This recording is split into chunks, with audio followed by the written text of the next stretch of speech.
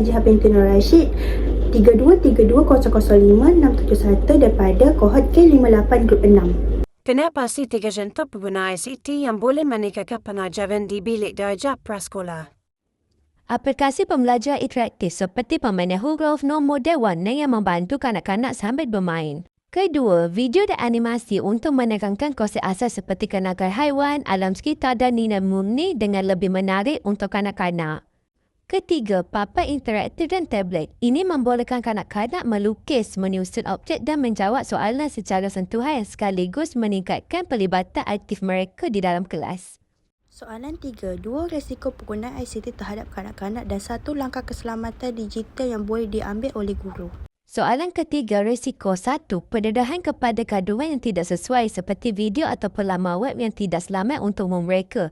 Kedua, ketagihan skrin ini boleh menjejaskan kesihatan, tumpuan dan perkembangan sosial mereka seperti sakit mata dan tidak fokus dalam kelas. Soalan K5. Seorang guru memuat naik gambar murid ke media sosial tadika tanpa kebenaran ibu bapa.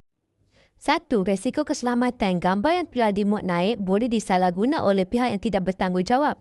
Kedua, melanggar hak privasi kanak-kanak. Murid, terutamanya kanak-kanak mempunyai hak untuk dilindungi identiti dan keselamatan mereka.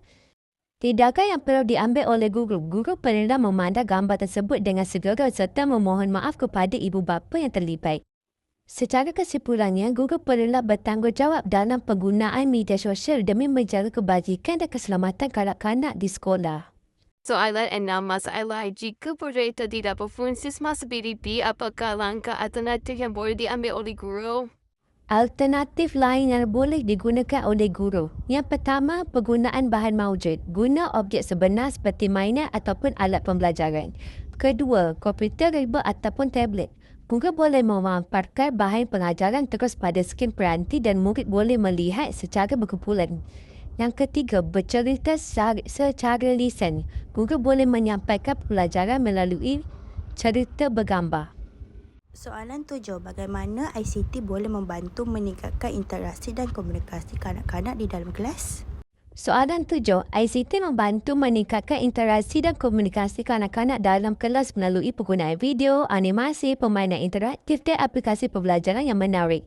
Kanak-kanak menjadi lebih aktif bertanya, menjawab soalan, bekerjasama dengan rakan dan berkomunikasi dengan guru secara lebih menyeronokkan.